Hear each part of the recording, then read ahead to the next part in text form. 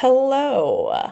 Welcome, everyone. We'll just give it 20 seconds to see if we can let anyone else join us. And then I will kick us off and quickly pass it over to Katlynne. So thanks for everyone who's joining us. Excited to have you all here.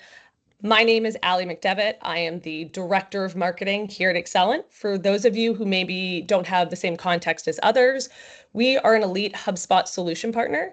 And essentially what that is and what that means is that we help our clients really unify their technologies, their processes, and their people all within HubSpot to help them unlock the full potential of the platform and accelerate their growth within their individual businesses. So we're very excited and thrilled to have you all join us here. I'm going to pass it over to Katlynne, who is our Director of Onboarding and Enablement shortly, but you do get to sit through a couple of housekeeping items with me first. So first off, this is being recorded and it will be distributed after the fact.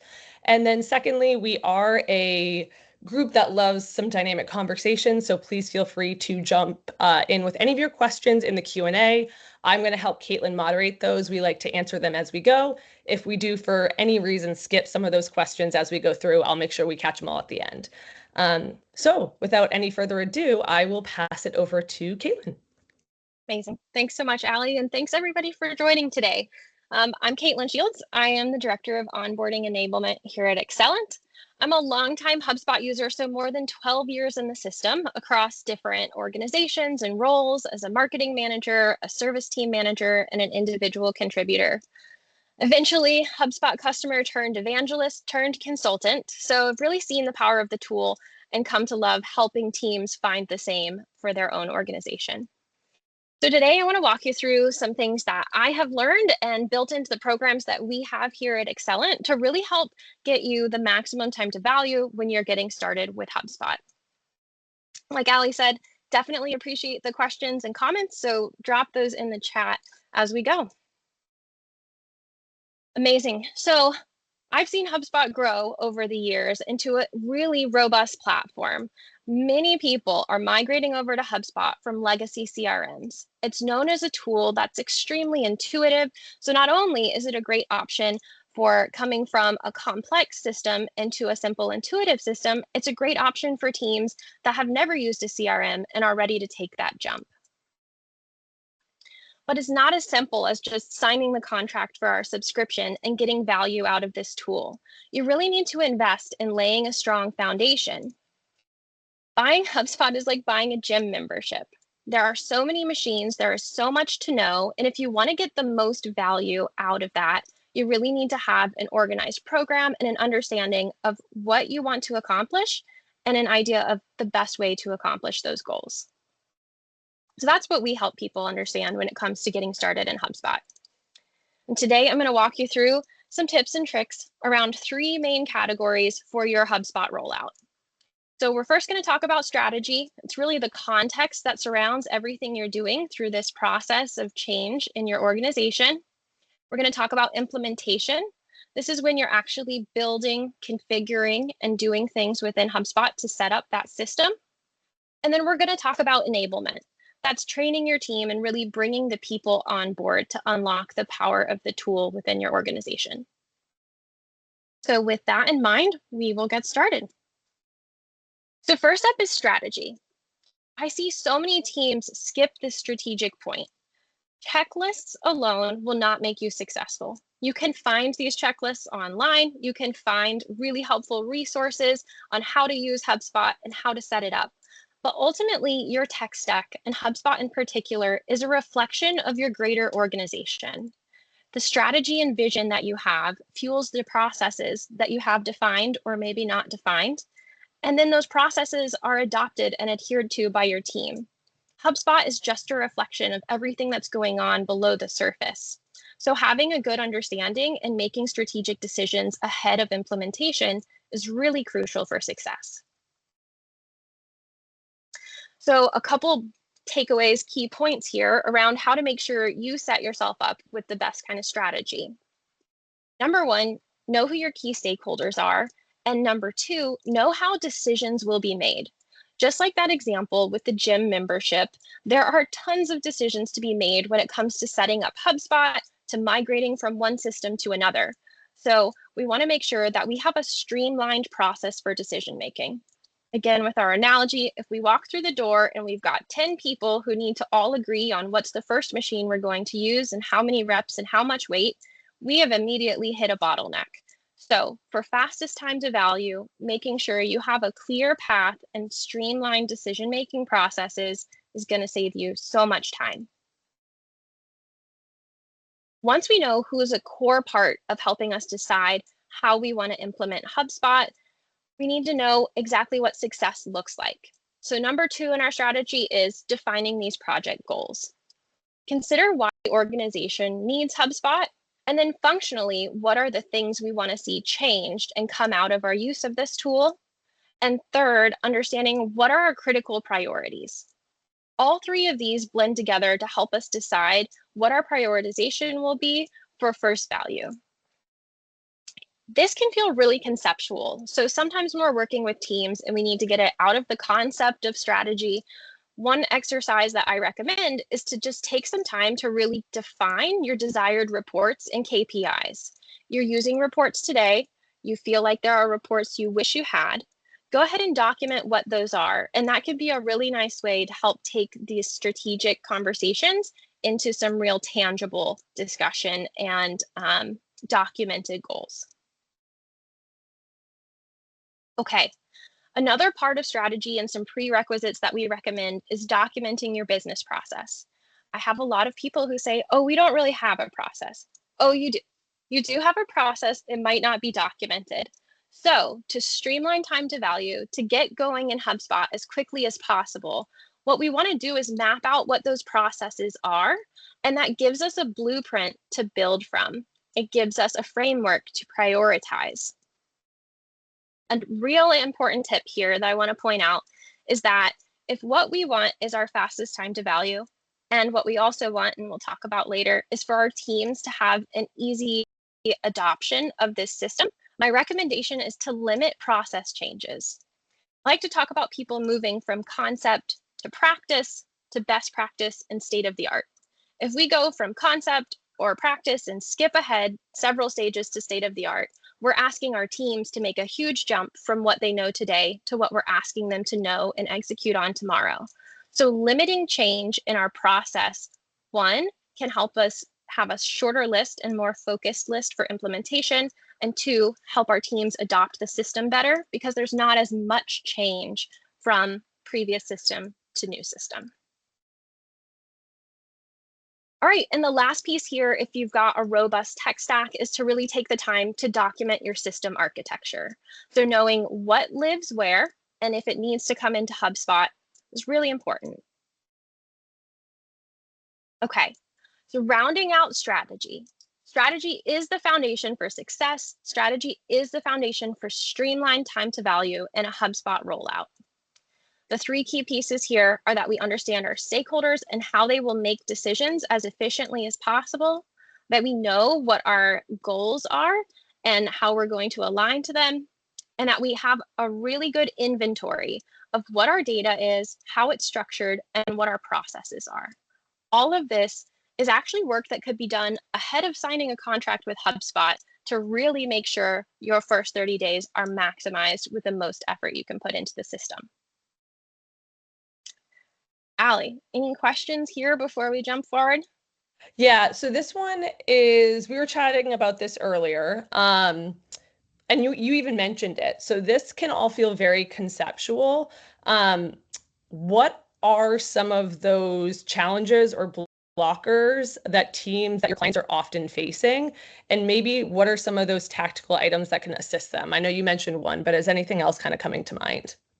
Yeah, I think that, again, with all of the documentation, when that's in place, it's really easy to kind of pinpoint either what our top 3 pain points are that we want to solve for in our processes, or knowing the value of the reports and the data. So not just what reports do we have, but why do we want those reports?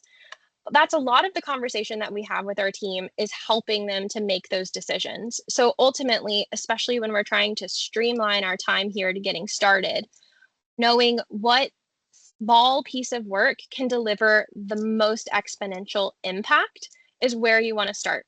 So when you're stuck and not sure where to go with the strategic pieces, the documentation is really the way to go to take you out of concept into tangible pieces. And at that point, you can kind of pin down where you want to start or what you want to focus on.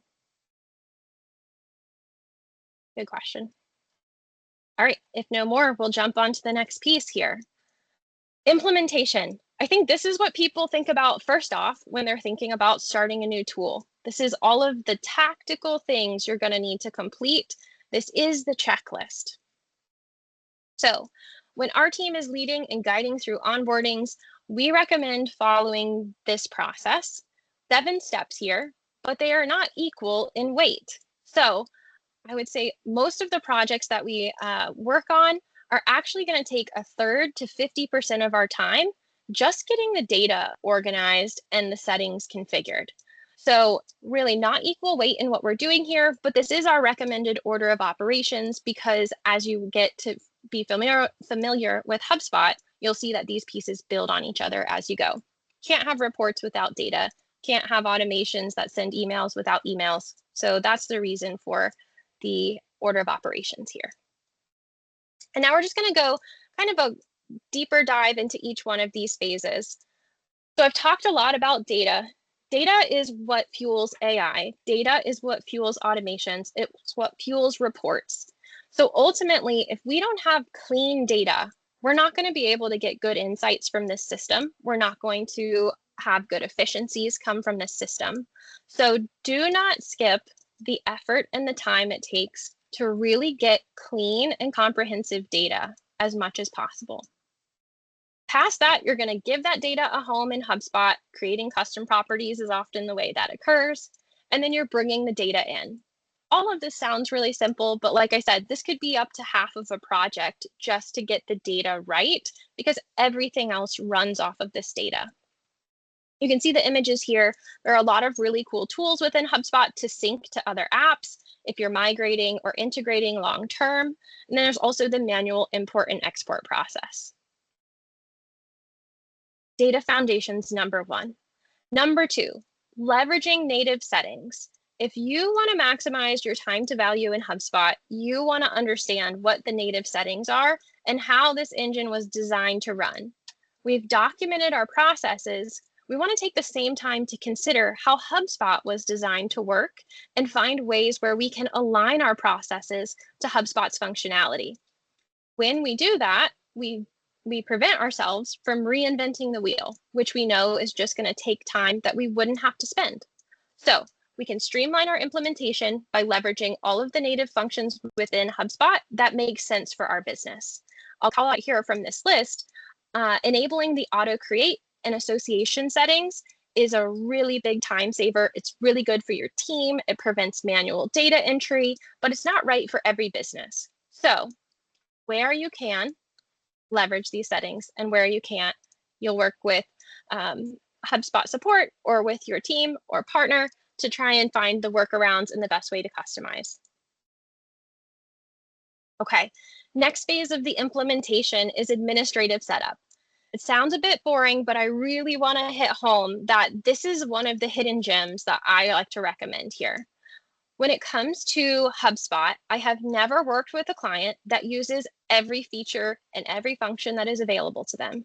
Like we said, this is a really robust tool. That's what draws people into it. But when we take the time, which a lot of people don't, when we take the time to eliminate the tools that we're not using, to hide the data that's not important to us, we've customized this system. And again, we've laid a groundwork for our team to have easier adoption. There's no noise, there's no distractions. It's just what you need to do your job in the system. So please take the time in this phase to customize the views and record layouts.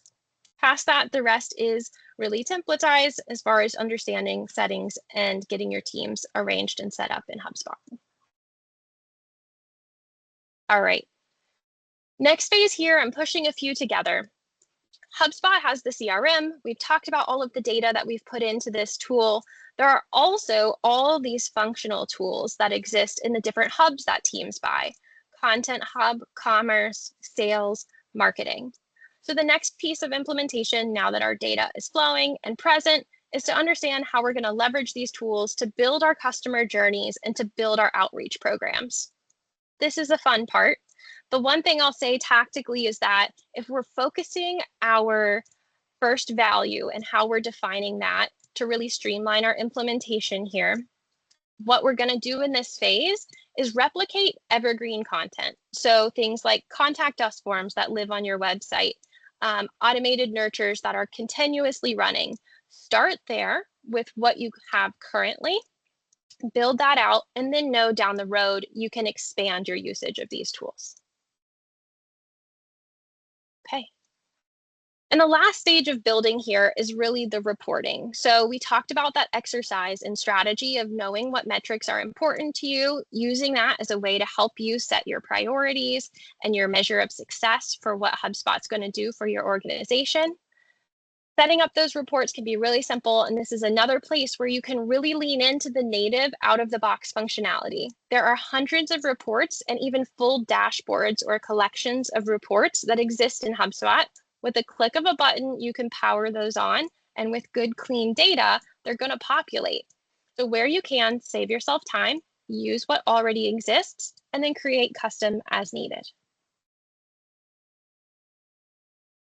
Okay, we have walked through this process of the 6 steps of building and implementation. What I really want you to take away here is that the implementation is iterative. Again, we've talked about going from practice to best practice to state of the art. Don't try to make that jump from one end of the spectrum all the way to the other. Take your time to really get to a focused definition of first value and know that you can grow as you are more familiar with the system and as your team grows with the system as well. So the key here is to replicate current functionality, limit optimizations, and know that we can layer that in later. That also is going to reduce the decision-making bottleneck because we're not trying to reinvent our own processes as we go. All right. I'm going to pause just before you jump over to your next section to give you also just a breather. But I was, I feel as though I'm a bit spoiled at Accelant. So I get to work with all of our amazing onboarding specialists and account strategists. But I myself sit in a similar role to many of our clients. I work in a functional role. I head up marketing. We execute all of our campaigns and all of our automations all through HubSpot, just as our clients do. And I get to tap on the shoulders of my colleagues to access a lot of information whenever I hit my own bottlenecks when I'm implementing the system for how I need it to work. For the teams that don't maybe have access to that, where can they actually kind of go to do this themselves, get more information? Yeah. Where would you direct them? Yeah, absolutely. So HubSpot has tons of resources. Number one, if you Google search anything with HubSpot in the title, you are likely to get a HubSpot knowledge base article. There's also the HubSpot Academy. So if you prefer a video type content, that's a really great place to start. Not only is HubSpot Academy going to give you how to perform tasks in the system, it gives you a lot of the why behind when this would be beneficial to do and the best practice. So HubSpot knowledge base, those articles, HubSpot Academy, video lessons, and certifications. There's also the HubSpot community. So I've talked a lot about leveraging native and out of the box functionality, but there are many times, and almost every client we work with needs to make something custom. And so understanding how to craft your own solution for doing something a little bit differently in HubSpot is really important thing to know how to do. 2 things there. There's HubSpot community. Again, that should come up in a Google search if it exists in a post. Someone else has already tried to solve this problem and figured it out. The other thing you can utilize is HubSpot support. So as a HubSpot customer, you have access to 24/7 phone support is my recommendation. They'll get on a Zoom with you and screen share and really help you understand if something feels like it's not working or you're not really sure the best way to push it forward. And then as a HubSpot customer, you'll also have a customer success manager. So you meet with them at least quarterly, if not more than that, and they can really help you continue to set ongoing goals or identify other resources to help you overcome a current challenge. Good question. All right. Perfect. So rounding out here, we've talked about strategy. That's really the context that wraps all of this program together.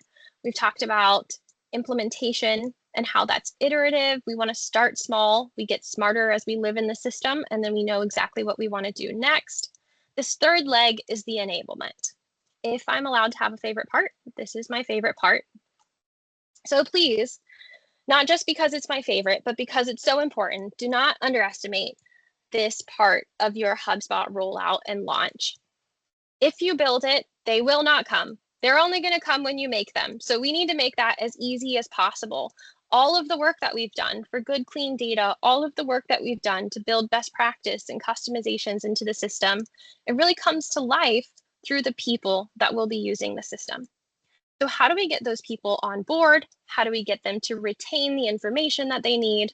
I'm just going to walk you through a few recommendations, best practices, and considerations here. So users and stakeholders. At the beginning, we talked about our stakeholders being the people who are involved from the very start of our project and making decisions about how the system is built. Stakeholders understand what's going on under the hood. Users are the people who just need to know how to drive. So making sure that we have really clear instructions for them on how to drive is important. The best way that we can package that up is to understand functional differences in different groups that need to be trained.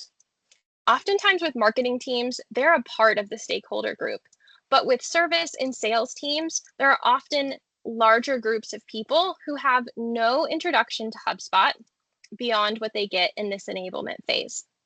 So understand the roles of people coming into HubSpot, and within those functional breakdowns, understand what their aversion or receptivity to these changes might be, and define what an attainable success is for that group. And keep in mind that attainable success might also be iterative. Maybe there is a first milestone, and we work towards a second or third milestone down the road. So we understand who our audiences are. Now we're going to make sure that we're really focusing on best practice in our change management. We're trying to get buy-in. I'm a big fan of collaborative processes. So proactively communicating really lets the team know that we're thinking of them, that we're being thoughtful in our approach to these changes that will impact them, and we have an understanding of what that impact will be like. So setting the expectations, being really clear and consistent in our communications is really helpful. That's the proactive side. And then from the time that training starts and we're live in the system, we want to make sure that these teams have access to as many resources as possible and that they're set up for success. So documentation, resources, and executive support and sponsorship is really important in this phase. And really the final considerations here are what can we do to make intentional, customized programming for these different groups? We understand who the audiences are. We've done our best to lay a groundwork for buy-in and prepare them for these changes. Making sure that they have access to the right kinds of training is really important. I've seen this go, on a small scale with small teams that have a very broad definition of success. We might do trainings one-on-one with every person who's coming into HubSpot. And for larger teams, there's usually a much more defined measure of success, a first milestone, a second milestone, and there are various sessions of training for larger groups that go into those processes. So really trying to package the programming for training by each audience is super important. You're also going to probably tailor that and adapt it based on your company size or the number of users that we're training. And then giving space for questions, especially once they're in the system, as they're really trying to perform tasks, make it easy for them to get those questions answered. Again, the participation of our team is what unlocks the power of this tool. So we want to make this as easy for them as possible to understand what they need to do, how it's done, and where to get help if they're stuck. It all sounds really simple, but ultimately enablement is a really people-focused effort. So while implementation is really tactical, What we want to do here is understand the people. Again, unlocking these people and their participation in the system is what gives us all the value of HubSpot.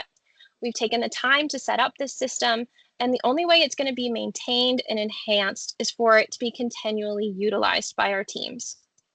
So the number one tip that I have here is I guess I've got two on the screen, but number one, get that buy-in by helping teams understand the value of HubSpot for them in their role.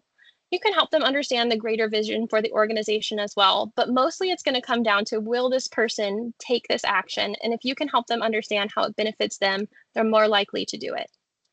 And just as a kind of last point to hit home on enablement, spend as much time considering the right way and the resources you need for successful enablement as you do on implementation. And consider enablement from the very beginning of the project, not just when you get to the end. So, recapping the monologue here, strategy is our key to success. Strategy can be accomplished by defining our stakeholders, decision-making, goals, and documenting all of our process and data needs and system architecture. All of that can be done before you even get started in HubSpot. Implementation, you want a very focused definition of first value. Maybe that's moving from practice to best practice. What I typically recommend for teams who are stalling or want to move really fast is to not optimize, but to just recreate what exists today as a starting point for implementation. And as you do that, you can always build and grow from there. And lastly is implementation. This is a really people-focused effort, so understand, get buy-in, maybe even get feedback throughout that implementation process from key members of your user group to make sure that we've really optimized the system for the people who will be using it. And then give them the resources they need to be successful in that tool. So, following your HubSpot rollout and first use being achieved, usually what I see here is that the first use is some version of usable data in the system and team readiness. From there, I see teams really expanding their usage of the tool. Maybe it's pieces that they weren't implementing in the beginning or utilizing. Maybe it's deeper customizations or advanced reporting. But from there, they've really laid the foundation to leverage everything that's happening within HubSpot and to let it fuel and scale growth of their business. And that is really all that I have here. Amazing. Thank you, Katlynne. I will just kind of end it with a couple housekeeping items. Again, I like to reiterate with all of these. One, this recording will be distributed, so if anyone has questions around that, just know that you will have access to this recording shortly. And then two, Katlynne, if you don't mind actually jumping back to like your one previous slide from this one, I think this is oh, yeah. Oh, no, maybe one more. There we go. Perfect. Okay. I think this one is a really impactful slide. I think this is where where you and your team actually get to really work closely with each of the clients that you kind of are in contact with day to day. And you get to build out programming that allows them to see this come to life. So you just kind of walked us through your methodology, your best practices, your tips and tricks. What does it actually really look like to work directly with your team and kind of through an onboarding program that you guys have built out and designed? Yeah, so we have a couple different onboarding programs. The first version is where we're really a guide and a coach, and we're kind of looking over your shoulder and giving you our best recommendations, walking you through how to use the tool, anything that you're stuck on, and of course, helping you with the order of operations of getting things set up according to your priorities. Another program that we have, I like to call it a shared implementation model. So the idea is that not only are we guiding you and coaching you, we're helping you define those goals. We're creating a customized project plan for onboarding according to those goals. And then we divide and conquer the work that has to happen in the implementation phase. And what's cool about that is it helps teams get used to and understand, again, like what's under the hood, so that they're not dependent on an organization like us forever. It's really just a means of learning by doing with a lot of support from our side. That program also, we take on a lot of the one-time setup work so that you're not burning brain cells on things you'll never do again, but instead we're training teams on the pieces that they will repeatedly be setting up or customizing over and over again. Whereas data migration is really a one-time piece, it's a lot of effort. And so those are the places that we lean in the most often to help. Fantastic. Well, like I said, you'll get this recording shortly. And that final slide does include information, all of Katlynne's contact information. So please do not be shy. If you have any specific questions for her around how to get started, if HubSpot is the right tool for you, or, any sort of just HubSpot tips and tricks, questions. Her team is incredibly knowledgeable on all fronts HubSpot. So be sure to stay in touch. You will hear from us shortly, and we hope you all took some value out of this session. Have a great one. Thanks, everybody.